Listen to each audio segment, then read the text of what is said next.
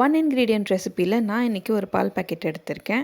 இந்த பாலை ஒரு கனமான பாத்திரத்தில் வச்சு நல்லா சுண்ட காய்ச்சுங்க. சிம் அண்ட் மீடியம் ஃப்ளேமில் மாற்றி மாற்றி வச்சு இதை வந்து நீங்கள் வற்ற வச்சுக்கோங்க. இது ஒரு பாதியாக அளவு குறைஞ்ச பிறகு நீங்கள் ஹை ஃப்ளேம்லேயே வச்சு இந்த மாதிரி கரண்டி வச்சு கிளறி விட்டுக்கிட்டே இருக்கலாம்.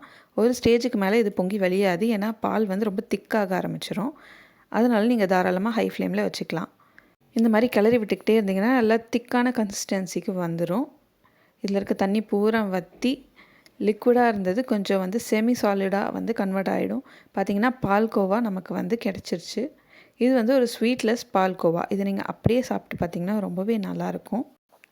நான் வந்து இதில் சர்க்கரையோ இல்லை எந்த ஒரு ஸ்வீட்னருமே ஆட் பண்ணலை. ஏன்னு கேட்டிங்கன்னா பாலில் நேச்சுரலாகவே லாக்டோஸ் அப்படின்ற ஒரு ஸ்வீட்னர் இருக்குது. பால்கோவா இல்லைனா மில்க் ஸ்வீட்ஸ் உங்களுக்கு ரொம்ப ரொம்ப பிடிக்கும் அப்படின்னா கண்டிப்பாக நீங்கள் இதை செஞ்சு ட்ரை பண்ணியே ஆகணுங்க. நெக்ஸ்ட் டைம் நீங்கள் பால்கோவாவை கடையில் வாங்கி சாப்பிடாம இந்த மாதிரி வீட்டில் ட்ரை பண்ணி செஞ்சு சாப்பிடுங்க.